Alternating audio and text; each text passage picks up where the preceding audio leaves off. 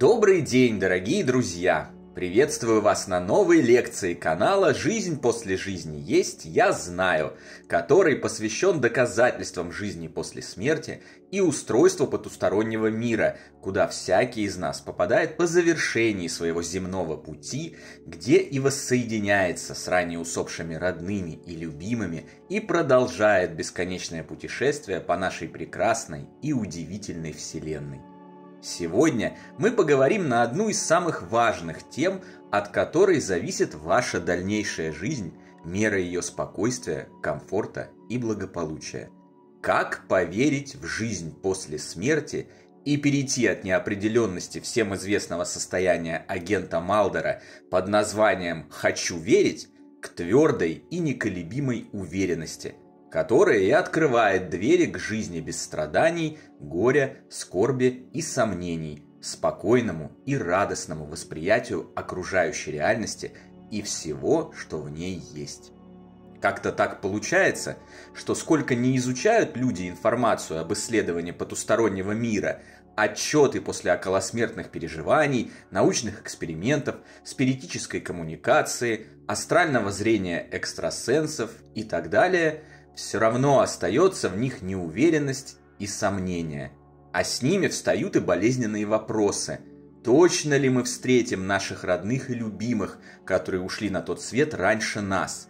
Как поверить в жизнь после смерти? Эти вопросы порождают еще большие сомнения, тревогу и всячески ухудшают качество жизни на Земле, закрывают от людей возможность жить весело, непринужденно и наслаждаться каждым днем, тратя имеющееся время на добро, рост и развитие, ради которых мы и пришли в так называемый плотный мир. Вместо же этого, ввиду описанных причин, получается безответственное разбазаривание этого времени на страхе, закапывание всех своих талантов в землю, следование глупым стереотипам человечества и нескончаемая борьба с иллюзорными ужасами. И действительно, будто бы одного интеллектуального познания здесь мало. Кажется, что только личный практический опыт позволяет полностью развеять все сомнения, избавиться от страха смерти и на 100% поверить в то, что впереди нас ждет не холодное небытие, а продолжение пути, великолепный посмертный мир и наши любимые. Но практический опыт удается получить немногим, и в подавляющем большинстве случаев это люди с развитыми психическими способностями, медиумы, экстрасенсы, ясновидцы. Или те, кому повезло пройти через посмертную коммуникацию, когда их перешедшие родные и близкие смогли материализоваться перед ними, либо передать железные доказательства своего выживания, как это было, например, у меня, о чем я в подробностях написал в нашей книге «Жизнь после жизни есть, я знаю. Путешествие скептиков в потусторонний мир», где зафиксировал и представил эти доказательства, а также рассказал о них и показал в нескольких видео на этом канале, которые вы с легкостью найдете, если пройдетесь в разделе видео по всему нашему курсу потусторонних знаний. Остальным же приходится довольствоваться неполным знанием и терпеть неприятные, разъедающие душу сомнения на протяжении всей оставшейся жизни.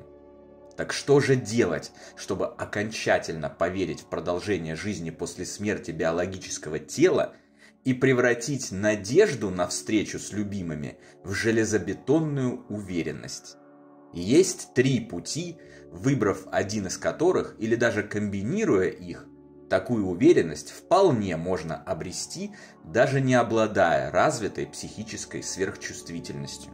И это не просто пустое теоретизирование, это проверено лично мною на практике в ходе длительной работы с множеством горюющих и скорбящих, которые потеряли своих любимых и были уверены, что уже никогда не смогут ожить, что жизнь их кончена и осталось только влачить серые, унылые дни во мраке печали до самой смерти. Но сегодня они более чем замечательно живут, продолжают свой путь, радуются жизни и помогают другим, некогда воспользовавшись одним из этих путей, или пройдя каждым из них. Первый путь – положиться на знания и опыт других людей, первопроходцев в новой, малознакомой потусторонней области.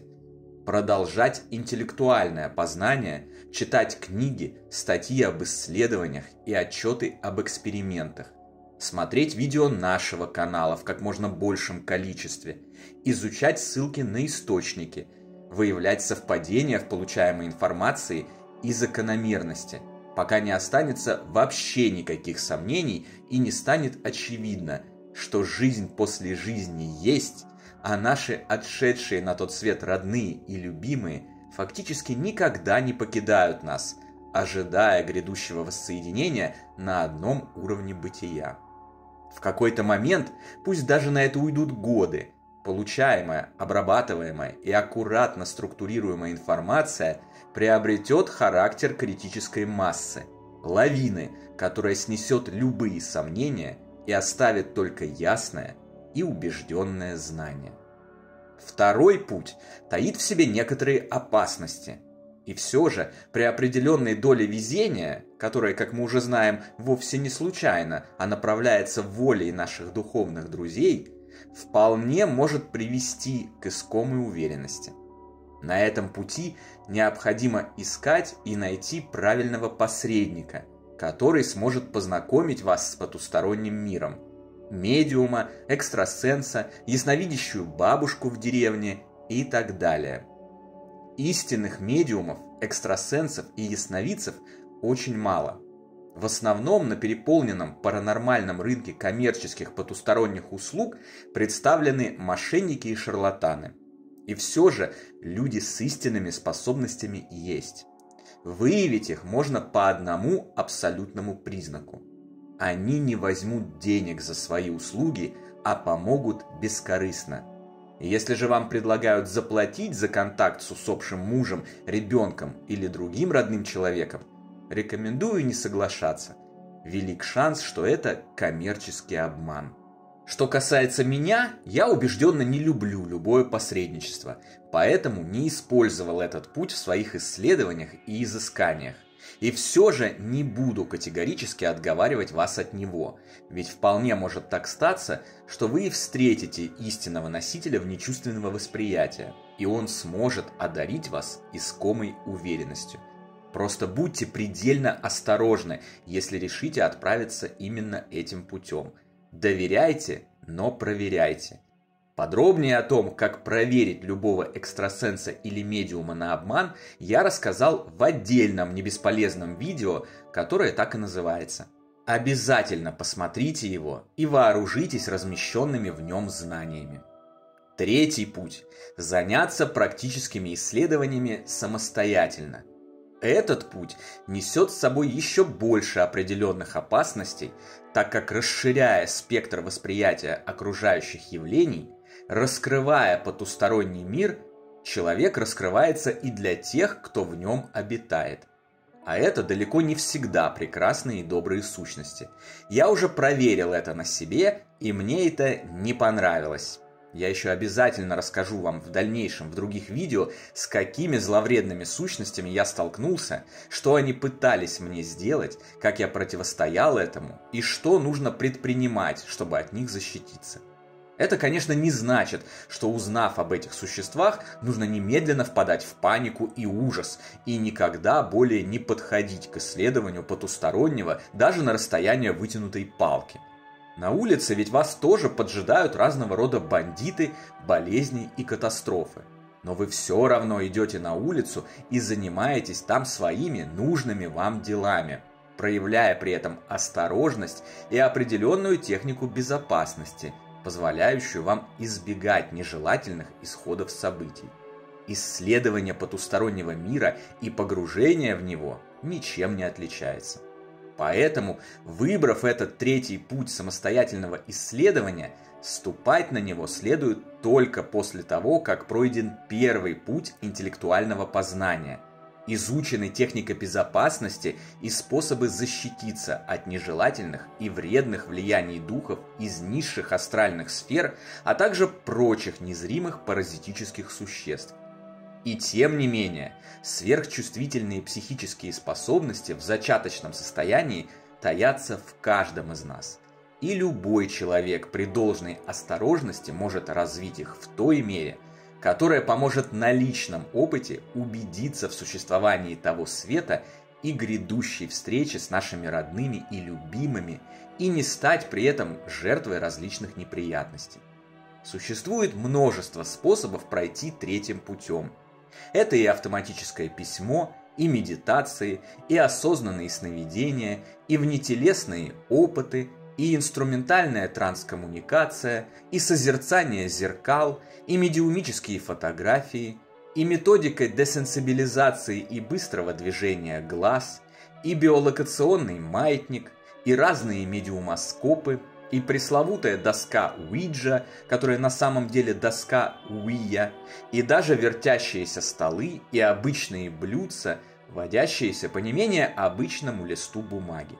Можно попробовать все инструменты и методом исключения сосредоточиться на том, работа с которым получается лучше всего. Как уже было сказано, действовать при этом следует крайне осторожно, не торопясь, соблюдая техники безопасности и основывая свои действия исключительно на принципах трезвого, здравого и сбалансированного мышления. Пойдя одним из описанных путей или же комбинируя их, рано или поздно любой, даже самый скептически настроенный ранее человек, не веривший ни во что, кроме того, что можно увидеть и пощупать, придет к абсолютной уверенности в продолжении жизни после жизни и существования потустороннего мира, наполненного духами ранее живших людей. Мира, в котором живут и ждут нас наши любимые, родные, близкие и друзья, уже покинувшие земной уровень бытия, но остающиеся более чем живыми, каким бы невероятным с нынешней точки зрения это ни казалось. Есть еще один бонусный простой путь, который позволяет убедиться в этих непреложных истинах. Чтобы пройти им, нужно всего лишь выбрать момент, остаться в тишине в хорошем настроении, сосредоточиться, обратиться к своему внутреннему голосу, всецело довериться ему, положиться на него и задать ему вопрос, продолжается ли жизнь после смерти и существует ли загробный мир. Ответ будет утвердительным. Если здесь немного задуматься, станет понятно, что этот ответ там был всегда. На протяжении земной жизни с самого детства мы каким-то шестым чувством знали, что наш путь не ограничивается жалкими 60-80 годами пребывания в биомеханическом теле, и подсознательно верили в то, что жизнь продолжается вечно. Это знание закрывало от нас пелена страхов, общественных стереотипов и материальных забот физического плана. Но все это время истинное знание продолжало оставаться там, под пеленой. Оно терпеливо ждало момент, когда пелена неизбежно спадет, а уверенность в прекрасном грядущем мире, в котором мы будем жить с родными, словно бриллиант, засияет ярчайшим светом любви и добра. Это время пришло, и теперь, получив эту уверенность, вы можете распространять ее вокруг себя и дарить добро, радость и утешение всем, кто находится рядом с вами. Ибо каждый живущий, как и весь наш мир, нуждаются в ней. На сегодня это все, дорогие друзья. В следующий раз мы узнаем, почему умирают молодые и юные, полные жизни, планов и стремлений ребята. Это судьба, случайность или наказание? Все ответы послезавтра в новом видео. А пока вот вам новое домашнее задание. Возьмите 4-й бонусный путь, о котором я вам только что рассказал, и проведите описанную медитацию на поиск вопроса на искомый ответ о жизни после смерти и существовании потустороннего мира лично. Когда сделаете и получите результат, поделитесь в комментариях об испытанных ощущениях и полученной информации. а также о том, принесло ли это вам хотя бы кратковременное снижение уровня сомнений и увеличение уровня веры в вечную жизнь. До встречи здесь же, на нашем канале. Всего вам самого лучшего, волшебного и замечательного.